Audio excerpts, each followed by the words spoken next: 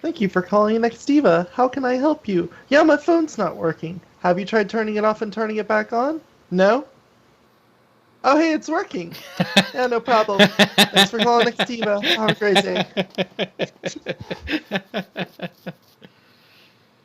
Oh, the lighting. This lighting is not. You're supposed to say power cycle. That makes you sound more techy. Yeah, but then I have to explain it, which makes the call True. even longer. Yeah. I guess. Yeah, power As you cycle. say power cycle, whatever you need to turn it off and turn it back on. I guess that's the key. You tell them to turn it off and turn it back on. But if you ever need to do it, you call it power cycling, so they don't think that you're just some loser turning something, like unplugging something and plugging it back in. When I worked for Singular, when you remove the battery from something and put it back in, it's called a hot shock. I forget what it was. Anyway, you weren't supposed to tell the customer because they'd be like, I don't know what that means. What are you talking about? And you just tell them to take it out and back in. So I would get so many calls of customers like, he told me to do some hop shock or some shock hop. And I'm like, oh my God.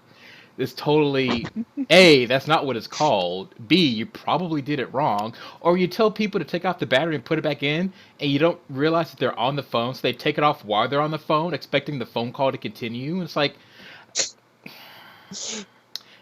okay. Yeah. Yeah, that actually happens a lot. Where someone's like, yeah, I'm having a problem with one of our phones. All right, what's the extension of that phone? It's this one. All right, I'm going to come into the back end on here and check the configuration file. Oh, look, they forgot to do this. Okay, so I put that on there, and I'm going to give the phone a reboot. And, there goes the call. Never mind. I guess I'll wait 10 seconds and give them a call back. Because they always talk in the third person. They're like, my phone's broken, or the phone I'm on is broken, or anything like that. You just kind of have to put the clues together and be like, wait a second. Are you just the one that has to call in about this stuff? Or are you calling about it because it's your stuff that's broken? You have to get so fucking nitpicky because people don't understand. All right, I'm going to reboot your phone. Okay. Oh, did they reboot? Oh. Well, I better grab my glasses. I wonder where they are. I love people that would call on their phone, and they'll be like, hello, I'm calling because my speaker doesn't work. I'm like, you best be trolling. The first 5 times I thought they were, but then I realized people are just dumb. They are.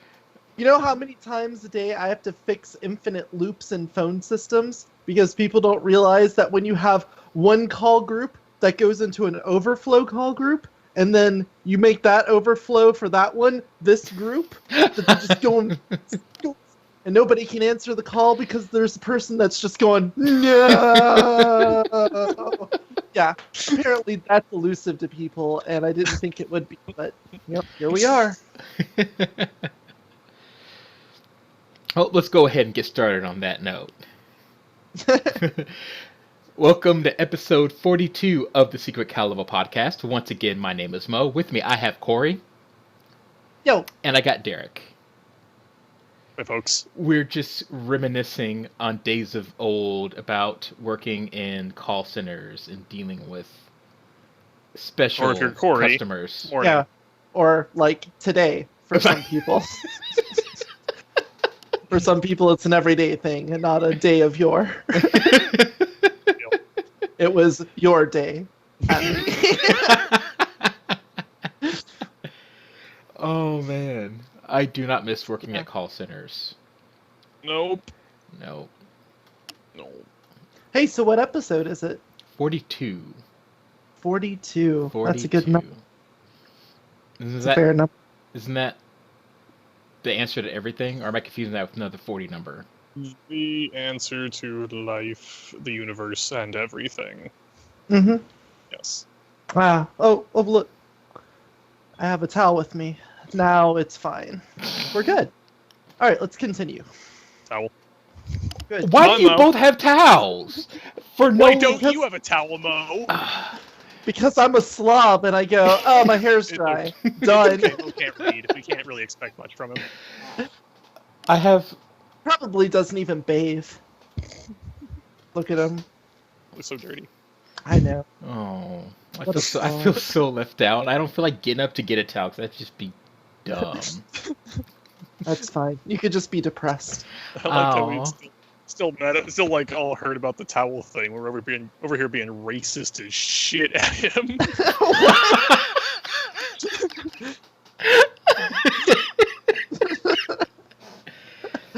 I don't.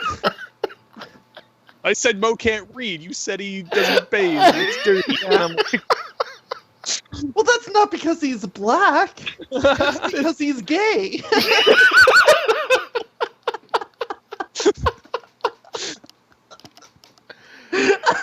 So this is how this episode's gonna start. and the meat is gone. No, it's Oh, not. I have a man. bottle. That was a lie. Never gone. Okay. So last Monday we played 7 Days to Die, I and played as a joke. well, we died a bunch, and then Died in far less than 7 days. I got stuck in. Seven- I got stuck in it. 7 dies a day. I 7 minutes to die. I fell under the earth, and then lost all audio. Mhm. We found a camp, and kited zombies around for like 30 minutes. Mhm. Oh, and then Yep. we did a science experiment to I find guess, out if you could, like, if zombies could swim or not. As- Yeah. Yes, they can. Yes, they can. I did a science experiment and discovered that you are unable to disarm mines in this game. Oh, yeah, this is that's not right. Fallout. And he was very thorough. You did not What? expend Well, it's one not life. science if it's not repeatable.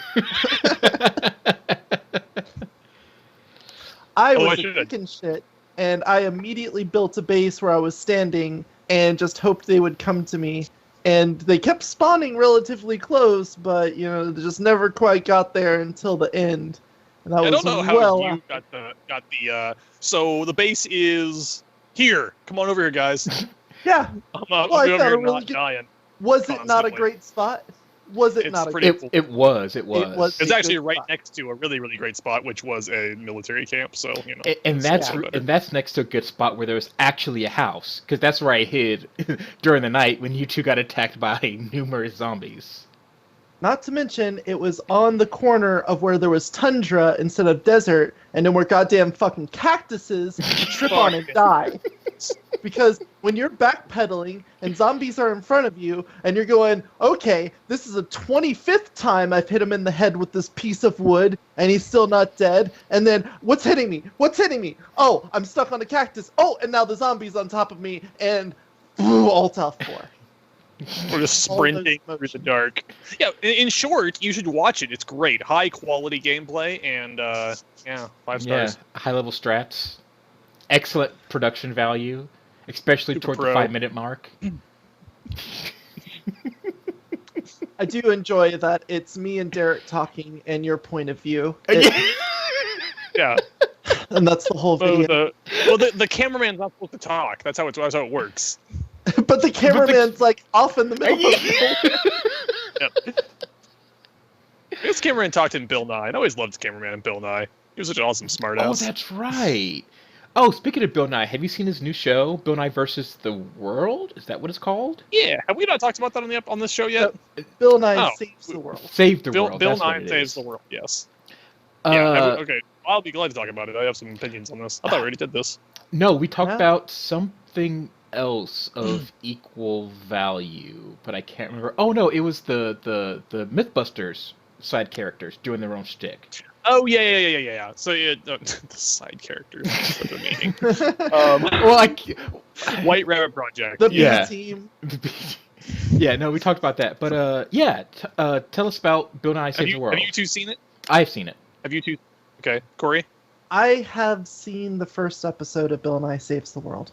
Okay, so you have enough. I've seen 2 episodes, I think. I think I have the gist of it by now. From what I've heard, it doesn't really change a lot as you keep going. But I don't know. My short version is that it's a show made for Bill Nye fans about all the things they already think. Which, I mean, I know that, like, you cater to your audience because that's how you sell a show. They're not making, like, educational stuff, but you might actually be able to save the world if you made a show, for the non-Bill Nye fans about all the stuff they need to know. Similar But it's to, mostly just look how stupid look how stupid all the people that aren't us are. similar Lol. to what Neil deGrasse did with Cosmos a couple years ago. I haven't actually watched New Cosmos yet. Is that what it was like? It's really well. I thought it was mostly just...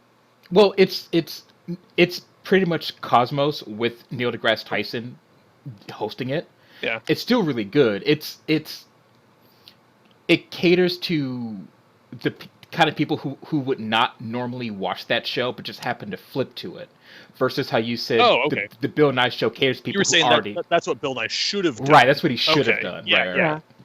Okay. Yeah, I was waiting to see where he was going with that too, because I misunderstood him. Okay. So, like, I thought Tyson did a much different job with that. Yeah. But as to what Derek said, totally agree with that. I would say the same thing. Like, and on top of that, I think there is an ungodly cringe factor with the show too. Because not to say that Bill Nye's original work did not have cringy moments, but it was delicious cheese. It was well-aged Gouda. But this, oh my god, it is sour milk. That's all it is. Yeah. Well, not all of it, but most of it is just sour milk. I mean, I love the shit out of Bill Nye, but they just made an echo chamber, and it's like aggressively echo chamber. Like it really is just like, look at all these people who think these dumb things. They're so dumb. Look how dumb they are. Let's talk about how they're dumb. Yeah. Like I'm just, and what I wanted was just the Science Guy show. Yeah. For adults, or for the same people who watched it before. Just make like the next season and assume that the exact same people are watching, because they are. That's what I wanted. Well, I do like the second portion when they've got kind of the round table with him and all the other people talking about whatever the topic is. That is interesting, and part of me wishes that what I think happened is, you know how most talk shows like The Daily Show and things like that, whoever the person they're interviewing, that interview usually goes on for 30, 45 minutes, but they truncate it to like 5 or 10 just for the show's sake. And part of me thinks that that's going on here, except they truncate the not interesting bits, because there was one about artificial intelligence that was a really, really good talk about it, and I was really invested, but it got cut off really abruptly. And I was like, well, is there like a long version that I can watch? Because this was one of the few that I was actually interested in. I was like, oh, you almost got there, but you didn't quite get me off. To me, and I have only watched, I think, the first 2 episodes, but to me, like that segment is just Bill, 2 people who agree with them, and a third person who's an idiot talk about something. What were the first 2? I can't remember. The first episode was climate change. Okay. And the second episode is homeopathy and alternative medicine. Ooh, damn. Those are... Yeah. Yeah, I mean, they're really just important. like round 1. Oh, right! You. Round 2, and you too. Like, there's no... Because I caught GMOs and artificial intelligence, and I think the first part of evolution are the 3 that I caught. I guess ironically, the GMOs one would probably accidentally hit its target market a lot, because there are a lot of like people who think they're all about the environment and they're like kicking the shit out of GMOs and all about organic farming. I'm like, that's unsustainable. Right. It takes more land, water, fuel, and manpower to get the exact same amount of food. That's killing the environment. Yeah, and organic farming methods are bad and unsustainable if you're an environmentalist. It's cool because they had the CEO of freaking GMO company that I am blanking on right now. What? Monsanto. There we go. They had actually like the only one. I could not remember what it was. Anyway, they had him and a couple of people on as well. And this is one of the few ones where, because Bill Nye originally was against GMOs from longest of time, and then scientists were like, "No, here's evidence." He's like, "Oh, you're right." And then he changed his stance. And so Yeah. that was the one thing where he kind of grilled the CEO on, because he said, well, GMOs have been found to be safe. He said yes, but then he was like, but your business practice is kind of shitty. And the guy was like, "Yeah, you're right. I mean, we did a very bad job on the PR of how a business is ran. Like that was our bad, and that kind of got mixed in together with GMOs and all this other stuff. So they're actively working on trying to separate those two. And so that was one of the few times where someone didn't necessarily agree, or there was some friction within the topic at hand. Yeah. I also really feel like it should be noted that the people that are against GMOs often say that it's like poison or it could be terrible for you, when stopping the production of this would be more painful to the people that need this food. Mm-hmm. Like, Yeah.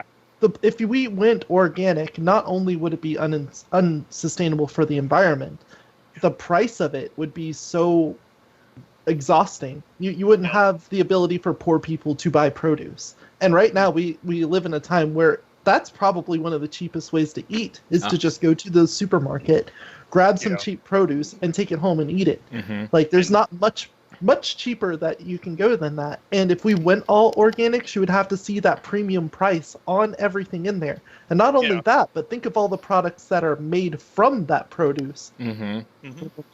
And to tag onto that, we're talking about poor people in America. Yeah. Yeah. Like in the third world, GMOs are preventing the starvation of children and malnutrition on a daily basis. Like golden rice by itself, probably prevents tens of thousands of deaths a year minimum. Yeah. Like people were dying of really horrible degenerative conditions because all they had to eat was regular old white rice, and they couldn't get all the vitamins they need. And folks, genetically engineered golden rice, which has those vitamins and grows in the same area. Mm-hmm. And now people aren't dying from their body wasting away while they're still alive. Like it's infant mortality rates and shit like that. Like that, these are real serious things that kill lots and lots and lots of people a year. Not to mention just like all the fallout that would happen if the worldwide food and water shortage increased faster than it's already growing. Because again, organic growing methods, you need more land and more water and more labor and more fuel to get the same amount of food. And people aren't just going to eat less.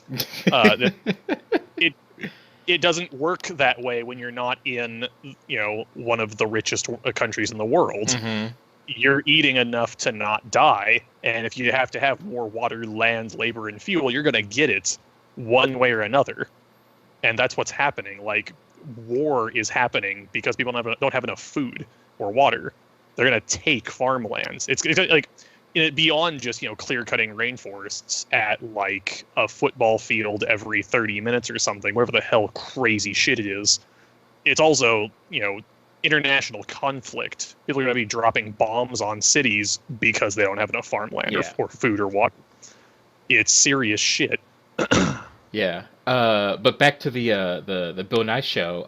I wonder if they position those episodes in such a way where it's like, let's put 2 or 3 topics that everyone already knows is bullshit and say, look at these dumb people, and then introduce a topic where maybe 50% of where there's a split, and then maybe we can, right, exactly. Then maybe we could say, look at these stupid people, and then like, oh, actually, here's a topic that you may disagree with. Here's why you are incorrect. So I wonder if that's kind of how they arrange the videos or the episodes.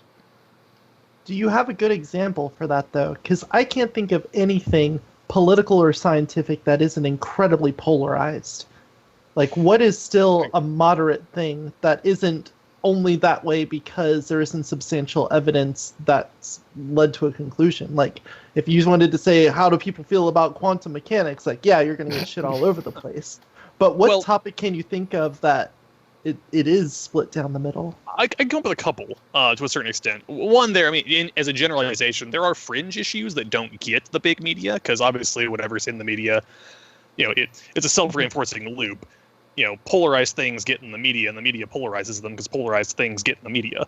It's their business model. So that's their whirling in circles. But there are more nuanced ways to view those same topics. One thing, I posted a link to this on Facebook a while back, maybe like a few weeks ago. Hank Green, those who don't recognize my shirt, big nerd fighters. But so on Vlogbrothers, Hank Green had a video about. Don't you hate me? Seriously, go watch Vlogbrothers. I don't get like. I'm going to interrupt myself. Go watch Vlogbrothers. Every person who hears this, I'm 100% confident that the amount of shit in the world is inversely proportional to the number of people who watch Vlogbrothers. It's hard to be a shitty person if you watch that twice a week. But anyway, Hank had a video on basically the trend of people being anti-professionals. And, obviously there's a massive anti-science trend. I've noticed this a lot. It scared the shit out of me. It's basically a decent portion of the Republican Party's platform is anti-science. Our glorious God Emperor is shutting down the EPA and defunding NASA and the Aeronautics and Space Administration and all kinds of organizations who would be doing research with it. And then there's all the folks turning to alternative medicine and alternative facts and all this shit. And so there's this really, to me, as a science-minded individual, is a really, really obvious shift of being anti-science. Hank, though, put this in context with something else that I was also feeling, but I never had these two thoughts at the same time, which is basically that the anti-science trend and the basically you can't trust scientists trend that's going on, and the basically you can't trust the media trend. These are all basically kind of part and parcel of the same symptom. You cannot trust professionals. Like there's this trend, and I've never thought of it because I get all down on the mainstream media. I'm like, I can't get my news from anywhere. Everyone's got an agenda and they're all full of shit. So I'll just not listen to any of them. And one, it's not really true. I've been called out on this before in the past and had to eat crow on it. Like bitching about why aren't we seeing more coverage of blank? And then one of my friends on Facebook would be like, here's an article I found from this morning on Fox, CNN, and MSNBC about blank. You should just go look for it. And as Hank put it in that video, first of all, you check out the video. I'll get Mo a link, and he'll not put it in the show notes. But as he put it in the video, as Hank put it in the video, basically, it's all these topics, all the real news is there. But we never see it because it's buried where we never look on the front page. Basically, we all get our media or our news through like various feeds, Facebook and Reddit and Tumblr and Twitter, and it's filtered for our tastes, but not just our tastes. It's filtered for what people tend to want, what we want, i.e. who clicks, whatever gets the most clicks. And sensationalization gets the most clicks, so that's what comes to the front, and it gets its own self-reinforcing loop, and that's a problem, because I mean, as many issues as you can point out with Fox and CNN and MSNBC and the Washington Post and various other places, they are also all still reporting real news. We just aren't really going and looking at it. Right. And so those two things, I was like being kind of being called out that like I have a big issue with the anti-science view, but I was basically doing something similar in a different area and not even thinking about those two things in context. So that's one thing that really like shone a light on something for me. It's like, this is some shit that I've also stepped in. So that's one thing that comes to mind. I'm not sure to what extent it is not trusting like entire segments of society, I guess. What you would I'm not even sure how you would categorize that. But I know personally, same thing. I don't trust any media outlet. I don't trust literally anything but the source material. I only click on news stories to see if they have a hyperlink to the source, and I go to there. That's why I usually get most of my news through YouTube and Reddit, because usually there is a link to the source somewhere in there. Either in the content being posted or someone in the comments will have a link to the source. And I can just skip all the bullshit and see for myself what happened. And 9 times out of 10, maybe 8 times out of 10, but I would err more on the side of 90%. The story does not accurately portray what happens in the source material. Either they intentionally omission information and create a false narrative, or they outright fabricate something. They string together some quotes to make a different statement than what was actually said. There's just so many ways you can manipulate the truth without outright lying. And it's done in almost every single story. And then some stories themselves are just like hearsay. They're like, okay, this person said this and this, oh my gosh, what could happen next? And you find out the source is an anonymous person that hasn't been verified. And there's no way to double check anything. Like that story has happened like every day since the Trump administration. And it makes it impossible to take almost any news story seriously.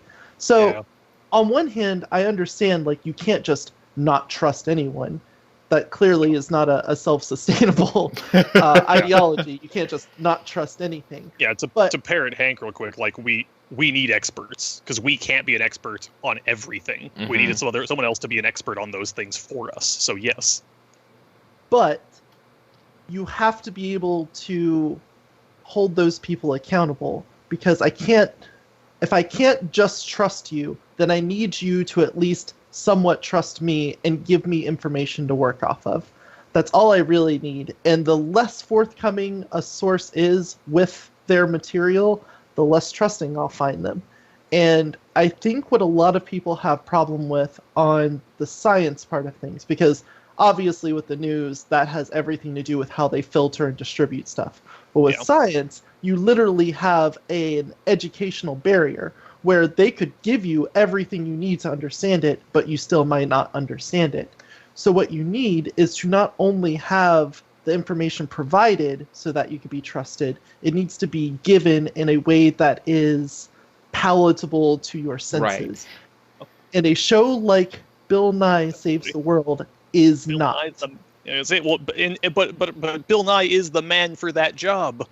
He's exactly the person who should be doing that. But someone else needs to write that script. Someone else needs to direct that show, and it would have so much more impact. I used to be crazy about Richard Dawkins because I became an atheist at the same time. Like the Four Horsemen of the Apocalypse was a thing, and they all had their books out and stuff. And there was one quote that got everyone like cheering for him, and I was like, "Oh yeah, that's fucking awesome." There was like some kind of Popular Mechanics magazine where someone was like, how do you feel about, expanding it so that it reaches more people? And he was like, if people don't like science, they can just fuck off. And everyone's like, yeah. I'm like, you know what? Thinking back on it, I would be all gung-ho about that, but there would be absolutely no one affected by that. You can't just like force concepts down people's throats and expect them to adhere to them. They have to have some kind of psychological abuse to just fall in line with that. Yeah. And you can't expect any normal person to do that, and you can't sleep at night if that's how you get your point across. So be palatable, be sensible, have impact, not just destruction. So the reason why there's been this humongous growth in homeopathy and not believing in climate change and things like that is that there's a disconnect. You mentioned it perfectly. There's a disconnect between the scientist and the not scientist. Like when I was in college, I was going through biophysical chemistry, and the teacher went up. He spent like the first 5 days showing how climate change is real. Through like chemical equations and everything that we have learned up until this point. He said, yeah, we know it's happening and here's why. And then everyone's like, okay, I understand, this makes sense. You can't sit a layperson in there and show them that. They'd be like, I don't understand what the fuck you're talking about. But to convey it in such a to convey that in such a way that they understand it n- negates the information you're providing. Like you know when you were in elementary school and they explain that electrons go around the nucleus in an orbital fashion, that's vastly incorrect, but it's the best way to explain that concept. And so you go Mhm. through like middle school and high school, some of college, with that fact, and they had to say the last 12 years you've known this, that's actually incorrect, and here's why. Um, so when a scientist tries to explain why homeopathy doesn't work or why climate change is real, you have to digest it in such a way to try to get the layperson to understand. But then the denier or the person proclaiming homeopathy, you've reduced it in such a way that now they can rebuke the science behind it. And then when you try to say, well, Yeah. no, it's actually this way, and you go one step Yeah. higher, that gets lost. That gets lost in the noise. Yeah. Um, so I think it's mhm. I think there's also a big difference in what people value, and that plays a lot into what your beliefs are. And for someone that doesn't actually hold truth or integrity as a very valuable thing to them, or even if it's like second string or third string to some other things like comfort or Mhm. religion or other passions in their life, Yep. I don't really think it matters what you say because they're going to see that as an attack on them because it affects Right. this other thing's value. So at some point, I think it may literally be impossible to convince some people that what we see as reality, what we can prove so far, is something they can believe. Because at some point, you either have to dismantle this other thing that's holding, well, I don't want to say holding back because that seems very dismissive. I know I just value truth over a lot of things, but Mhm. maybe that's not the most healthy way to live. Maybe Yeah. that's not, the best because it does come with a heavy burden of trying to Sure. be right all the time because it's There Right. is some important. pragmatism to So Yeah. just believing. right. Yeah. So It's So so nuts. evolution, for example. You're not right off the bat. I know I'm not going to convince anyone who is religious that evolution is a thing. That's a dead end. Like I'm unless it's part of their belief, right. Yeah. So, because there's but people that do. right. But in general, if I go up to a Christian and they say I'm 100% Christian, they're like, okay, I'm not going to convince you that evolution is a thing. Let's stop there. Let's go. Let's move on. Uh, but what scientists are trying to do is they're trying to get to people that are just before that point, where someone who can be open minded but doesn't understand the science. That's where we're trying to get to. So Neil deGrasse Tyson, I mentioned Cosmos. That's a really really good show that breaks down science in a way that is palatable that you can understand from no scientific background. You can say, okay, I can kind of see how this is going on. Um, I wish that the Bill Nye show, if they were to cut out the first half of him being Bill Nye and just have it the round table, like fill in that and expand that concept, I think you could have a more palatable show on your hands because you still have the panel of experts and they have more time to explain themselves. Um, I maybe just basically cutting want that Bill first Nye to part out would host work. a news show. Honestly, like what I think would be best is have Bill Nye host some weekly, news, roundup show. Like give him a science oriented, Tonight Show or Late Show kind of thing. Yeah, I could see that Well, working. I think at I think that that's point, where he would shine. I think they were trying to emulate The Daily Show or shows of that nature, but I don't think Yeah. Bill Nye doesn't have the personality for it. That requires a very specific kind of person who may not have the scientific background, but but can understand it and is entertaining in a way to make it more palatable. If that makes any It's true. sense. That said, on Star Talk, you got Neil deGrasse Tyson Mm-hmm. and usually a comedian. His Phil Nice, co-host Paul changes Nice, from whatever Phil Nice. Nice. Phil Nice. I think is his name. Yeah, he's great. He was on there for a long. Chuck I know he Nice, had that's someone his else for a name. long time. Chuck Nice. That's it. Chuck. All Phil right. Nice. That was nowhere close. Anyway, continue. I just went right along with you. I assumed you were right. Never again. Never again. Yeah, what a terrible mistake to make. Yeah. You have Neil deGrasse Tyson, who is full on science, but also quite good at hosting things. You have Chuck Nice in there as an actual comedian, someone whose profession is being entertaining. But they've had a bunch of episodes where Bill Nye's on there as a third person, and it works really well. Yeah. And I would watch that every week if they made that like a full-on show. Well, it's funny because Is that taped in front of a live audience? No, it's just a podcast. Well, there's another. I know what you're talking about. There's another show very similar to Star Talk, where he does it in front of an audience, but it's similar, okay. but it's not the same thing. Like, No, I was gonna say maybe the Bill Nye Saves the World show might be hard for him because he has to do it in front of a live audience. oh, And I see. know that his original show was, just a scripted set. Yeah. And, everything else I've seen him canned on, I audience. think, was just a set. So He's been on like for the past like decade or so. He's been pretty much doing nothing but talk shows and things though. So that's a pretty hard spot to fill because you're on the spot there, no script, live. Well, so no, I don't mean that he can't, that he wouldn't do well in front of a camera, but that maybe his like show direction is more catered to that I like see. scripted set show, and this is the first time he's doing that because that's like the difference between doing, I guess like any kind of normal filming and then doing something like Saturday Night Live, where you have to get it right on the first go. You don't get to just do it over. So maybe like some of that cringe just comes out because he doesn't have to like do it right the first time most of the time. And then the times where he is live, he was just like talking. He's not like doing a show. He's not doing a performance. He's just speaking candidly. Yeah. I don't know. That's kind of just an off observation, but maybe that has something to do with the show just seeming more cringy than it should be. that's important. Obviously, Bill Nye is watching right now. We need to give him as much good feedback as possible. We're doing a service right here. Also, Yeah, if the- we got I wanna- to straight about Bill Nye Saves the World for like a half hour.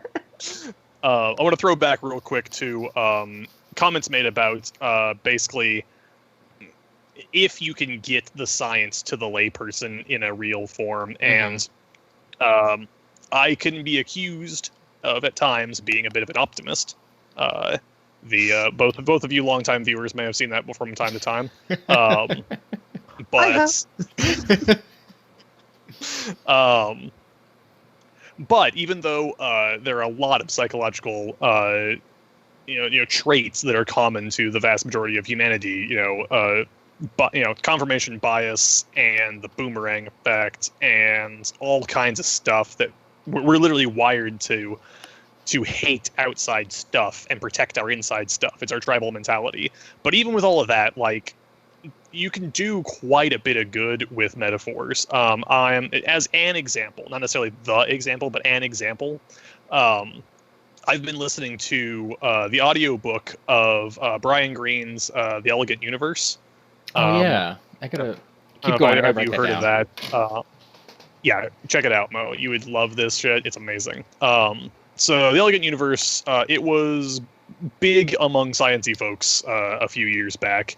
It's, for those who don't know, it is a surprisingly digestible and understandable breakdown of superstring theory, which is the current, if those of you who don't know about that, it's the current leading theory for not only quantum physics and quantum mechanics, but also being eligible as potentially becoming a theory of everything, a TOE. For those of you familiar with the progress of scientific research and specifically quantum physics, the theory of everything is a big deal. Basically, how macro physics and quantum physics don't work the same at all according to the old standard model.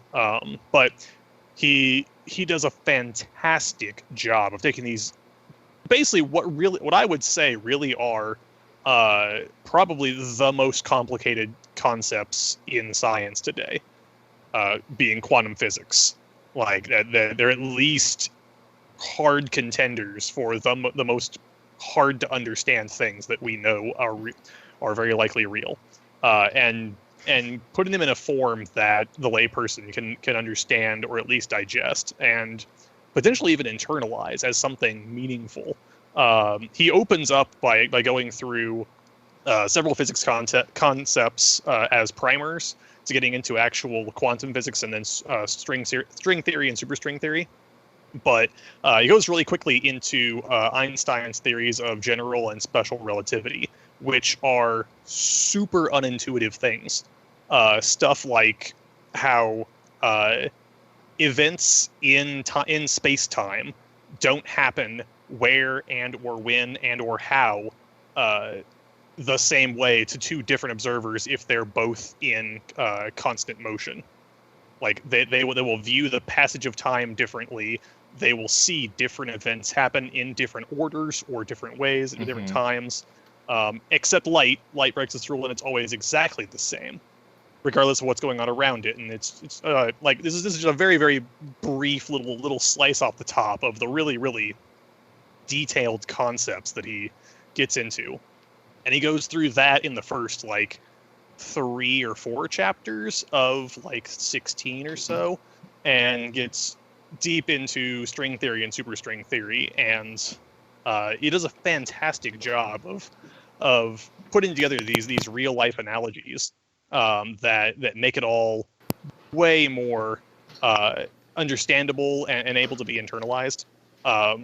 It's fantastic. If you have, I mean, that said, you can't just hand this to any random layperson who hasn't thought about science since 12th grade, and have them be like, yeah, superstring theory, right? I got that. Like it's still pretty fucking complicated stuff, but anyone with a reasonable understanding of the basics of physics and an interest in science could definitely read or listen to this and understand a decent chunk of the most complicated thing we know of as humans. Mm-hmm. Cool. So, I think it can be done. It's just really fucking hard. Yeah. Mainly, it's convincing people to try to understand. That's by far, in a way, the bigger issue. Well, that's what my whole point is. Like, yeah, you can, exactly. Like you can't make people value the truth. It has to be something they already value. Otherwise, it is impossible to make them care. Yeah. If the truth schisms something they believe in that they find more valuable, they'll reject it. And I don't know what you're supposed to do about that unless you can empathize with that thing they value on some way to maybe get them to reorder it. Yeah, but you'll you're starting to about social engineering, and I'm not even sure if I'm comfortable with doing that. Yeah. I was gonna say you'll start like relying on logical fallacies, like appealing to emotions. Because if logic doesn't work, what else do I have but emotion? I need to give you some metaphor about puppies or children in the third world or something to make you care. Yeah. And we're walking you around the block to get to the front door. Yeah. Like. So you mentioned you mentioned audiobooks. Something I have been doing is I been listening to the Sword of Truth. I believe that's what it's called, the Sword of Truth series. On my way to work and back, and I read the first 4 or 5 books. I think I got to Pillars of Creation, and I was like, "This is kind of shitty." Stopped reading them. And I want to get back into them, right? Because I bought the next book, but I was like, let me go do the other ones. Since I have an hour-and-a-half commute, I've been listening to it, right? Those books are terrible. I have no idea why. So let me give you so the main character, Richard Rahl, spoilers if you haven't read The Sword of Truth, the first book, is a total Mary Sue. Like, he's the most powerful wizard. He's this fucking awesome fighter. He can Robin Hood arrows, one after another. He met this girl or this woman, Kayla. She's a confessor, and she can touch somebody and make them become fanatical about her. It's weird. Anyway, since she has this power, she can't whoever she mates with, her power affects them, right? And surprise, surprise, Richard isn't affected by it for some reason. Every woman is infatuated with the man. He has like 15 wives throughout the entire 5 book series for no reason. Like, and within the first book, she's like, "Oh my God, so in love with Richard. We've only been together for 2 months, but I want to marry him." And like anyone who, it's told from the third person perspective, but anytime like a female is talking about Richard, it's always like his rugged chin, and he looks so hot, and his piercing gray eyes. But then anytime he thinks about like a woman, he's like, "Oh, she's Kayla. I love her." Like it's like the worst.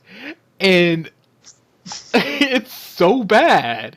And I didn't realize it. I was like, did I just have really bad taste in books the first time? Because this is really, really bad.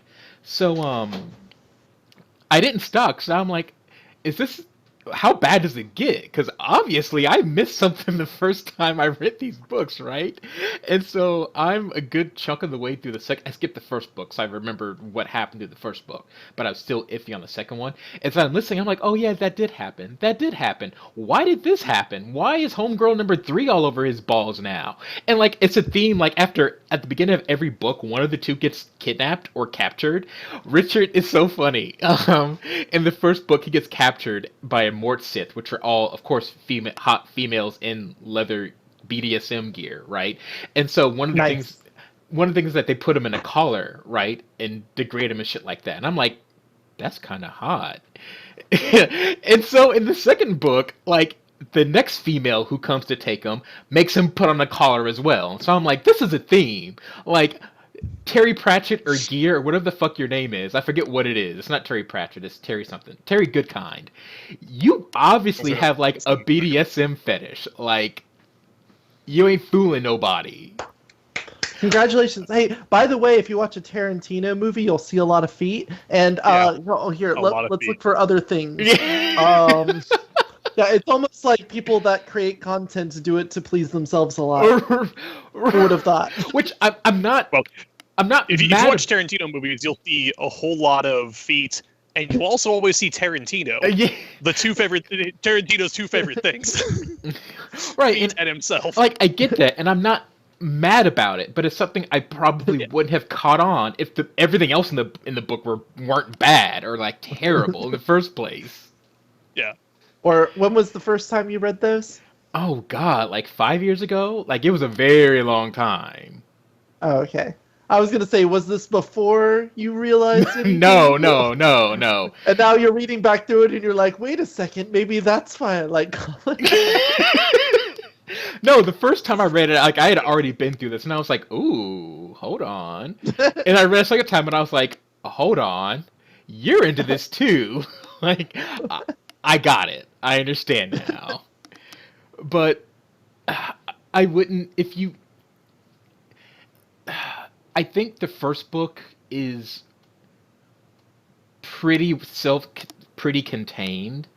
Like, it's got the problem that The Matrix had, where The Matrix is a really good movie. You start off with Neo, who's this little weakling, and then becomes, like, God of the Matrix within, like, one movie. But the problem with movie 2 and movie 3 is, where do you go once you become Superman? Like, you've got no other arc. Like, you're indestructible. I don't care anymore. That's what happens in second book and beyond. Okay, you're this all-powerful wizard who controls additive and subtractive magic who can't be confessed, and every woman falls in love with you. Even fucking female dragons are like, oh, Richard, ah. Like, where do you go from that point? Like, you like college, you got captured again. Okay, like... What else? I guess someone could have stripped him of his power?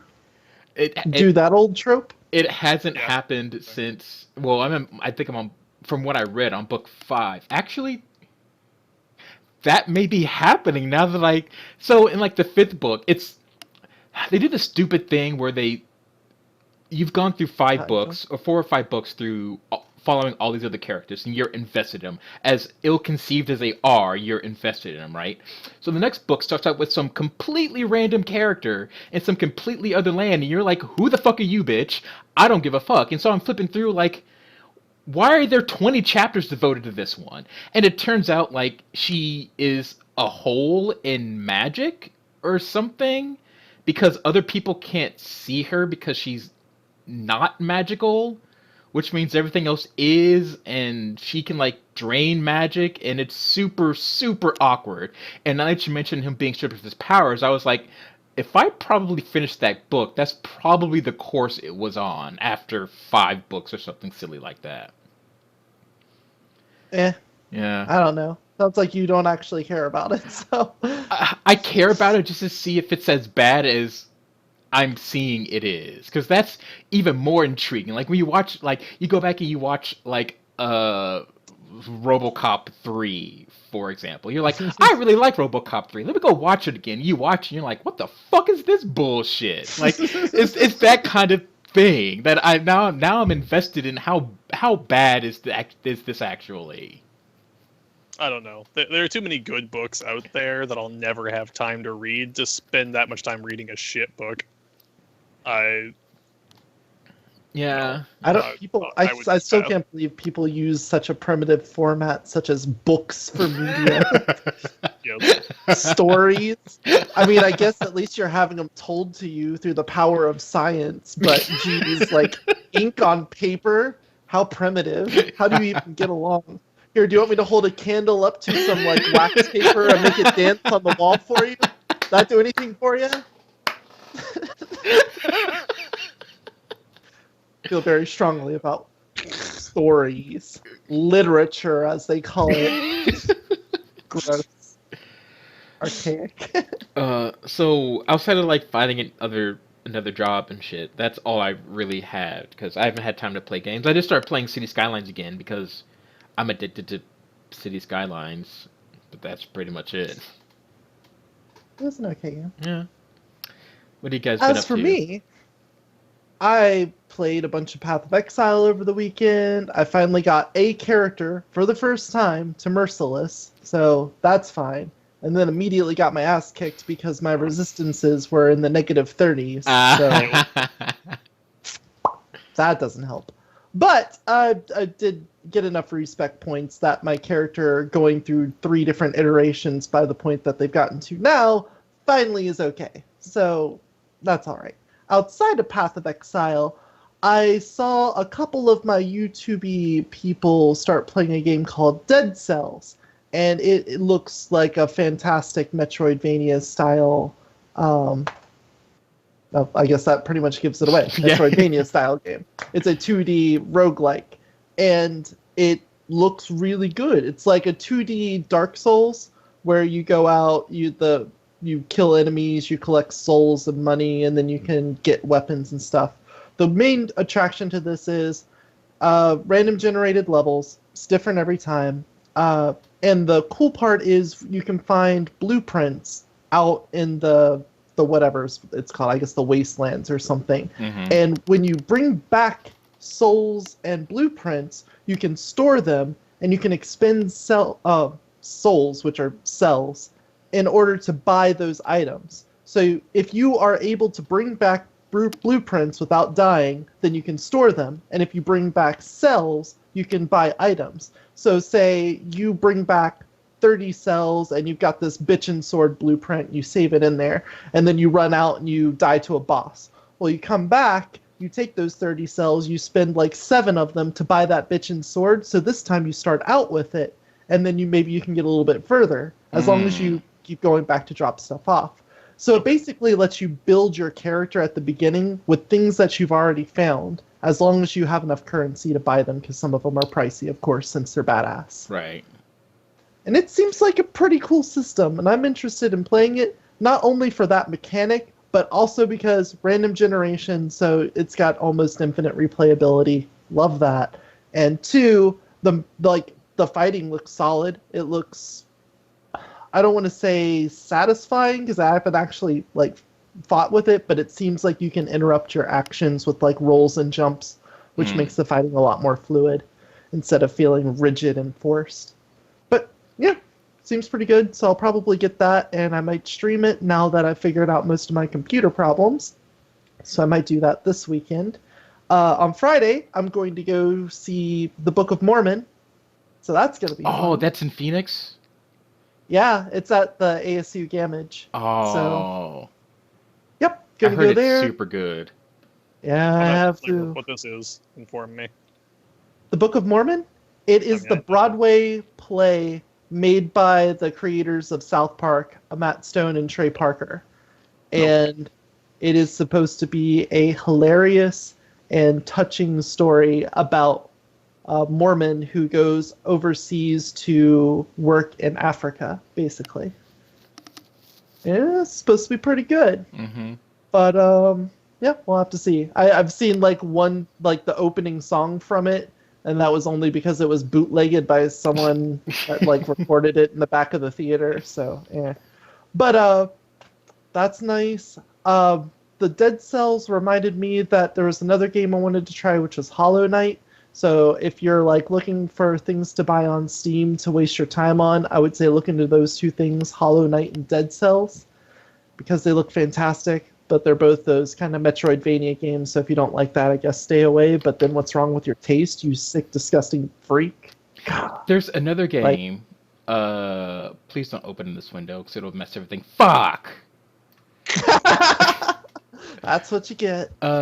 Shit. Take a drink. It is no. Don't play any audio. The I'm glad you interrupted. Surge. Yeah, there's the Surge, which is like that's been called like Dark Souls and sci-fi Dark Mm-hmm. Souls. I want to give Yeah, that a try. I saw the Cynical Brit do a video on it. It's like it looks pretty good. I mean, like I would try it, but I'm not sure if I would spend money on it because it doesn't look as polished as I would expect from a game that's trying Yeah, to achieve the same thing as Dark Souls slash Demon Souls. yeah, But I mean, it looks solid. I mean, I can't say there's anything that necessarily turns me off about it. It mm-hmm. just looks not as Not as polished. polished. Yeah. Well, it's still in early access, if I remember correctly. Yeah, but let's see what else. Because I know there was. I technically am retired from Melee. That's only because I haven't played in a month. I'm thinking about what I'm going to do for July because Evo's going to be coming up. And to be honest, I'm out of practice. I don't have a controller. I just feel like I don't have motivation to play anymore. So I think it's time for me to just walk away from it. It's a little, Oh, but at the same time, it's not something I can pursue at the moment. I never have time for it. My hands are starting to hurt a lot. I've got a job where I have to type all the time now too, and that's not helping out. yeah. I have constant nightmares from call centers, so I'm always tired all day long, and that's no condition to play in tournaments in. So altogether, I think I'm gonna have to dump that for now. I might come back to it later, but as of right now, retired from Melee. Oh, womp Sad womp. face. Yeah. How about you, Derek? What have you been up to? Um, let's see. I don't know if I've mentioned this on the show before. Got a new job about a month ago. For the first time ever doing something that I learned to do in college. It's Oh yeah, did we talk about it? I can't remember if that was on the air or off the air. don't remember. Oh, It's all kind of a blur. yeah. But yes, first time I've ever been paid to do something I learned in school. Not my degree, mind you. It's just something I learned in the other classes. But I'm doing graphic design, digital art, and a whole bunch of other random shit because I'm just kind of the default, computer-minded person in the building, or in the county. Because I'm in the middle of super small town, middle of nowhere, Kansas. For those of you who don't know, and yeah, I'm doing digital art and graphic design, and etc. for a local small business, medium-sized business. But I make art for things to be printed, and today I got to wrestle with a printer who wasn't behaving all day. Oh, that's my Uh, favorite. Yeah, this isn't like your home inkjet printer either. This is a commercial like banner Yeah, printer.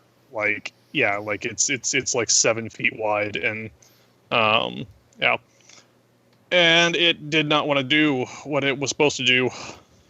So that was fun. But in general, I do a lot of Illustrator and Photoshop stuff. That's my life, which is boring. Game-wise, coolest thing right now is we recently started up a new 5th edition game. I think I mentioned it a little bit on at least one episode, but I'll talk about it a bit quick because that's what I'm hyped about. I love 5th Ed D&D.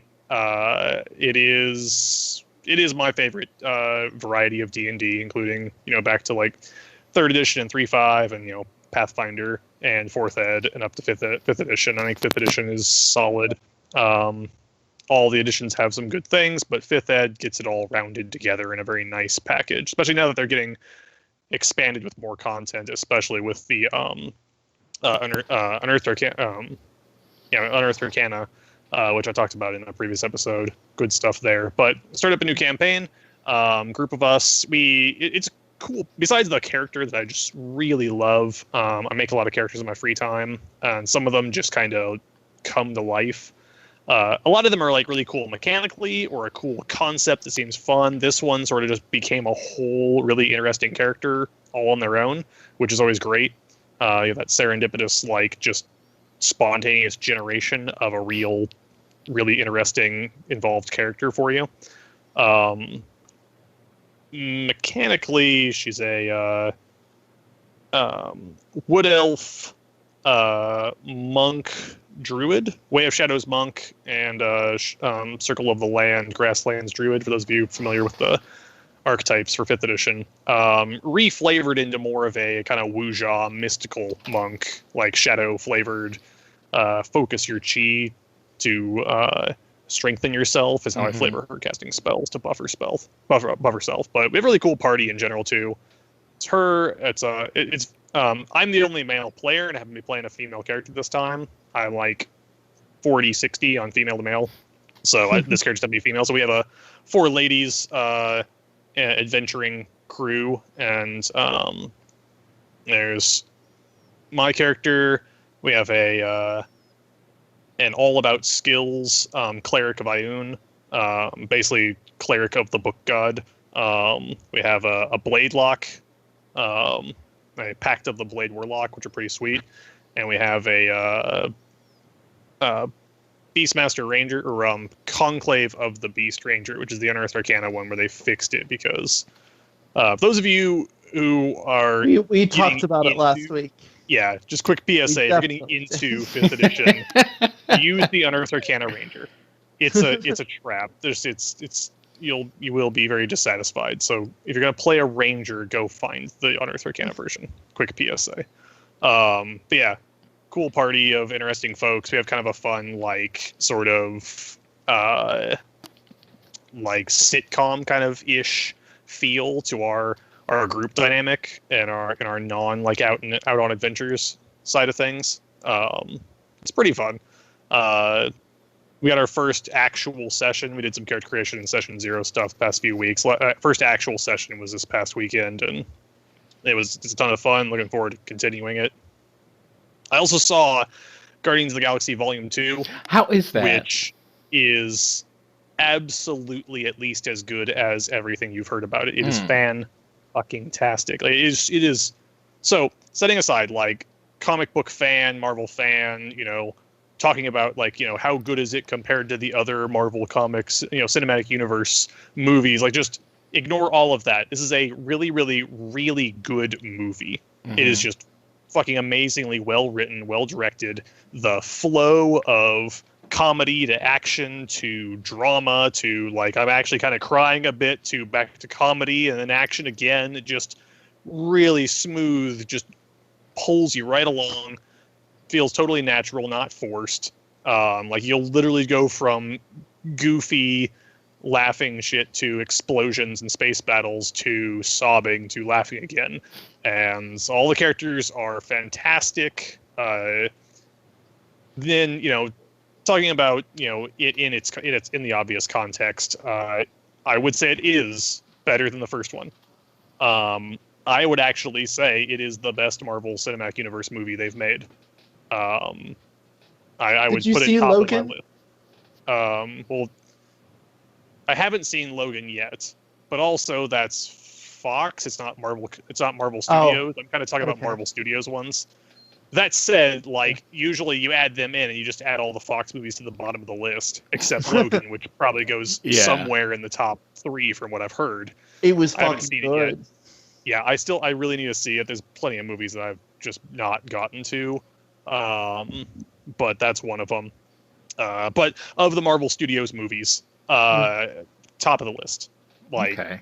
above original Avengers, above Civil War, above it's above the first Guardians of the Galaxy. It is funnier than the original Guardians. It's just a fan-fucking-tastic movie. It's amazing. And I couldn't help thinking to myself, like, because during the, I don't know if like every theater always has the same previews for a movie, if it's like paired to the movie or if just like whatever they happen to put on. I'm not sure how that works, but I'm not big on previews in general. Once I decided to watch a movie, I will stop watching previews because they show way too much. Yeah. There were a ton of previews, and every fucking one was like 13, 15 minutes long. It was crazy. I watched half. I swear, half of the Spider-Man: Homecoming right before the movie because they just showed me the whole goddamn movie. I'm like, yeah, Spider-Man. It's really weird. I'm totally hyped about a Spider-Man movie. Yep. Yeah. Spider-Man. Yep. That's Spider-Man. That's the bad guy, and that's there's the scene where you get the twist, but later there he is. He's doing it. Yeah. That's all right. So that was a okay movie. Oh wait, no, right. We're here to watch Guardians. I forgot. So, have either of you seen the trailers for Baywatch? No, those exist. I think Wait, that exists. Let me. Wait. Yeah. Yeah, Dwayne There's- Johnson. Yeah, What? The Rock. Is he Yeah. the Speedo? Because I will definitely watch it then. I think Yeah. he wears shorts. But First of all, I want to say I saw the trailer, like the poster for it, and I was like, "Are you fucking kidding me?" Then I clicked on it, and I was like, "This looks like it'll be good." Only because it is self-aware. Okay. They know. They're completely aware that there's no way they could seriously do a Baywatch movie. So it is literally like a parody of Baywatch, the movie. starring Okay. Dwayne Johnson. As long as it's that, Yes. I'm fine with it. It looks like it'll be pretty funny. I assume that it's going to be all right, but it could just be that the trailer is just like the cherry picked good parts and the rest of right. it's shit. all of the good parts. But like plus there's a specific point in the trailer where like a cop is telling them, "You aren't allowed to do this shit." And he just like, yeah, like there's a boat on fire. A lifeguard doesn't swim out there and like save people and put up call the Coast Guard then. Yeah. You call the fire department.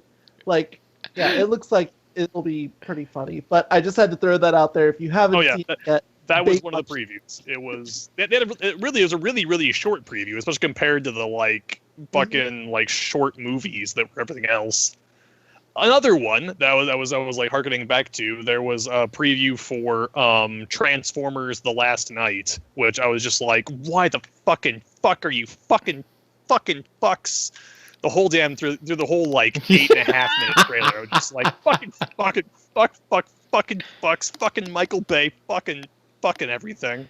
That's what. I have no idea what the hell's going on anymore. That's what Transformers: The Last Night. 6, 5. Oh, 6 or 7. I don't know. 11, 12, 3. Too many. I watched the first one. I was upset, and then they kept making them, and it's all just like a fucking blur.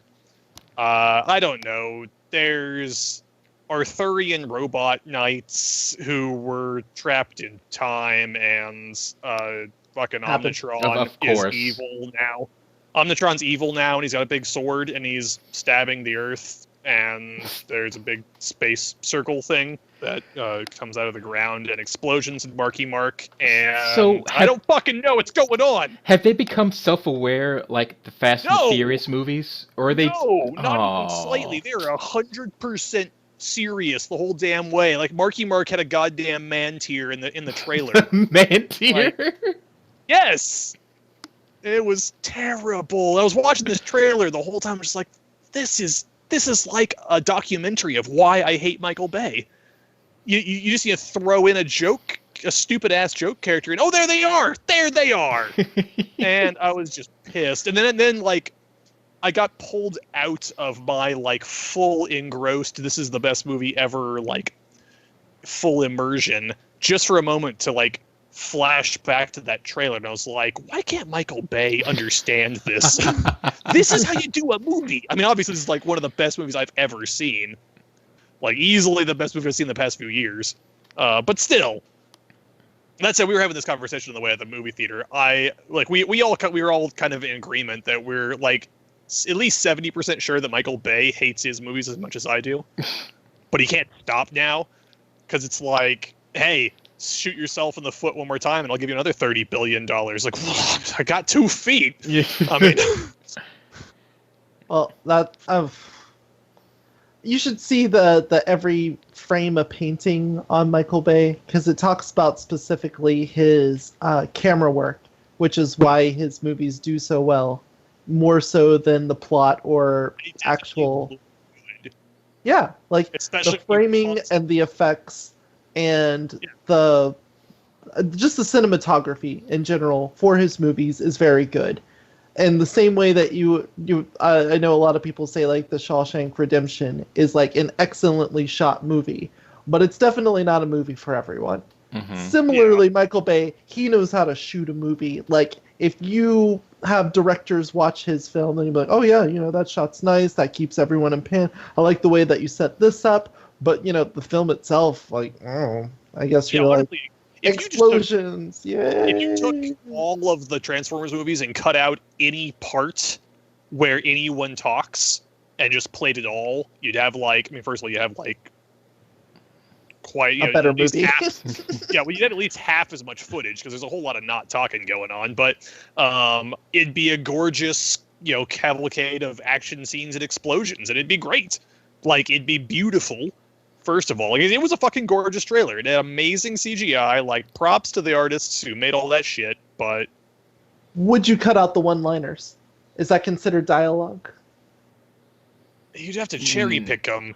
And I think it'd be really cherry picked, because a lot of the one-liners just dumb.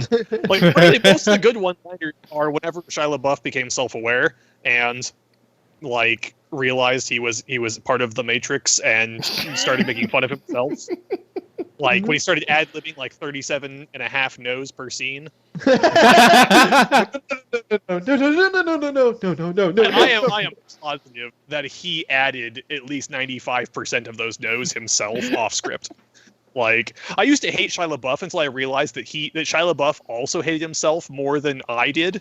And that he was right there with me, like, yeah, fuck that guy. Like, if Shia LaBeouf was in the room with me, he'd be like, yeah, that guy sucks. I hate him. He apparently did a video where it's a close up of his face as he watches every movie he's ever in. Yeah. I haven't gone and found it yet, but Jesus Christ, that seems amazing. I've seen clips from it, and it's hilarious. He's watching, and he's like, oh no, like he can't like handle what he's done to the universe. I mean, to be honest, if you went back and watched a lot of Disney movies, you'd probably cringe at how cringy they are. Not to mention if you're like, oh my god, I remember filming this. Oh my god. Do you know how many times I had to do that cringy thing just for them to be happy with the shot of that cringy thing? Yeah. And look how shit it is. That was isn't the best even of good. 10 takes. Jesus. Yep. Probably half the disappointment was like, oh god, and my parents blew all of that money. Because how often does that happen to kid actors? Yeah. Oh yeah, you can't get paid because of child labor, so we have to give you your money to your parents, because that makes sense. Yes, it's like, well, that's more like child slavery. Prostitution, maybe. Because you're getting violated. Oh well. I don't know. I rambled a bit there, but yeah, that's mainly where I'm at. Printers, D&D, and Guardians of the Galaxy Volume 2. Nice. I did want to mention something really quick because we're running kind of long. I did Friday Night Magic for the first time in like many, many months. Last week or Did the you get week Ruffle before? stomped? Say what? Did you get Ruffle stomped? No, I went 2-2. Again, like Well, terribly average. I took a 50-50. I took a zombies deck, which was actually pretty cool. And I played it, had fun, and then apparently at the Pro Tour, like 5 days later, Mono Black Zombie, the same deck I was playing, made first place at the Pro Tour. I was like, good job, me. Excellent. Except that you went 50-50 with it, and and it won Pro Tour. So I what's don't. that say about you? I'm 50% as good A as a bad pro. pilot. Or one half of a pro player. I will take that. But I was watching the coverage on Twitch, and normally I don't watch MTG coverage because it's kind of bad. Well, the production isn't bad. It's you're watching people play a card game in real life, so that's kind of weird. But Wizards did a very, very good job. The commentators, they sounded like they were they were golf commentators because they were like, and he drops a land, and he plays XYZ or whatever. They had that nice smooth voice, so that was kind of funny. But it worked because normally you've got guys like in League of Legends like, oh my god, whoa! And it's like you don't need to do that. Like it's a pentakill. I get it. Like you're being extra right now. But but it was Getting all hype in this shit.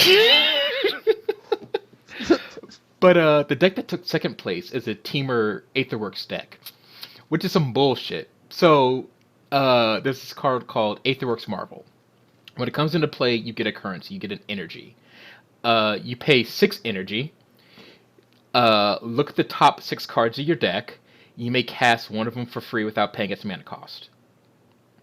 So what people do is they put a card called Ulamog, the Never Not Hungry, the Never Starving, Ever Eating. I can't remember what the fuck it's called. Anyway, it's a 10 mana Eldrazi, 10 mana 10/10. When you cast it, exile 2 target permanents that your opponent controls. When it attacks, when you declare an attacker, exile the top 20 cards of their deck. And so turn 4 or 5, they tap Aetherworks Marvel, pay 6, view the top 6 cards. Oh look, Ulamog. People like scoop at that point. They're like, next game, because I can't do anything against the 10/10 indestructible. Exile the top 20 cards. Like that's dumb. And so like the top 8 were either zombies or that particular or a flavor of that deck. Mhm. Why did they have to make a new mechanic? Why couldn't energy just be put a token on this artifact? Well, so I agree because whenever you have something that's specific to a set, it can never go beyond that set. Like Kamigawa had Arcane and Splice onto Arcane. Like you can never splice onto Arcane anything else outside of Kamigawa. It's stuck in that set. Energy is the same way, but for this, it's good and bad for this particular card. It's good because it's stuck in this set. This will never go over to Modern because casting a 10 mana, 12 mana card or anything for free in Modern or even Legacy, it's fucking bonkers as shit. So okay, I get it. It's bad in a way because there are no cards that directly deal with energy. Once I have 3 energy, I can spend it. My opponent cannot deplete my own energy. So in that respect, it's bad because you're pretty much, if someone plays Aetherworks Marvel on turn 4, you're waiting until turn 5 or turn 6 for Ulamog to come out, or any turn subsequent after that, because you can't deal with the energy. You have to deal with the thing that is cast from it. So it's good and it's bad. When I went to Friday Night Magic, I played against a deck that had Ulamog, which is funny because the first time he's ramping, there are no creatures. I'm like, what are you doing, you strange old? Oh, that sucks. And so I for my sideboard, I put in a card called Transgress the Mind. 1 in a black. Look at target player's hand. Choose a card that costs 3 or more and exile it. So I was like, okay, I got you. So like turn 2, Transgress. Oh, look at that Ulamog. That's exiled. Next game, please. There's your win con.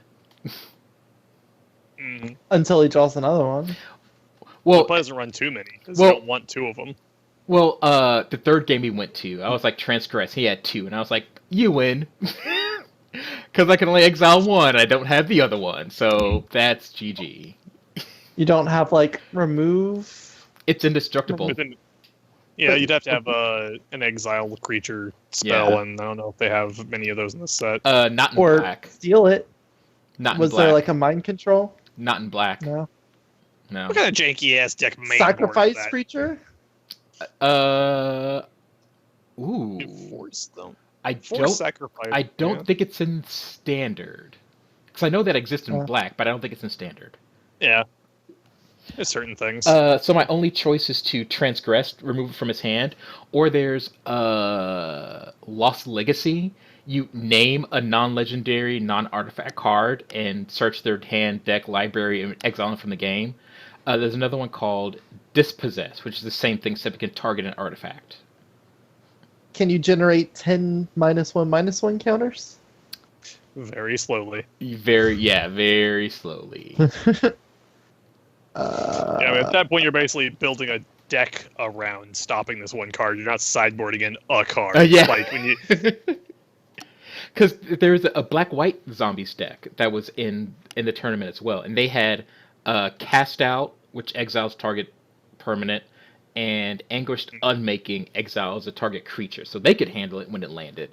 But the problem with the black fight version is that it was inconsistent, because there's a bunch of tap lands, and you can have all white mana but no black mana, and etc. etc. All right, that's all I wanted to talk about. That's just something I wanted to get out there really quick before I forget. Yeah. Okay. All right, we've been recording for a long time. You guys got anything else? Anything you want to plug? I think I'm pretty Nope. much spent. Other than watch Vlogbrothers. Yes, Vlog good. Brothers. good I'm not gonna link it. You search it right now because I'm not linking anything. Just There'll be a link to one of Hank's videos, assuming Mo links the video I said he would link earlier that I mentioned. take So, a drink. That you Take a mentioned decision. he wouldn't link. Yeah. I mentioned that Mo would link it, or not link it. So it's in your court now, Mo. Yeah. Just your friendly reminder, Extra Life, we're doing it in October. Don't have a date yet. When we get more information, we'll let you know. Oh, and depending on when this video is up, I might stream on Saturday the game if I buy it. If not, I won't. So I'll maybe see you or not see you there, one stream viewer. All right. And with that, I want to thank you for watching and listening to episode 42 of the Secret Caliber podcast. You guys have a nice night. Bye. Bye, folks.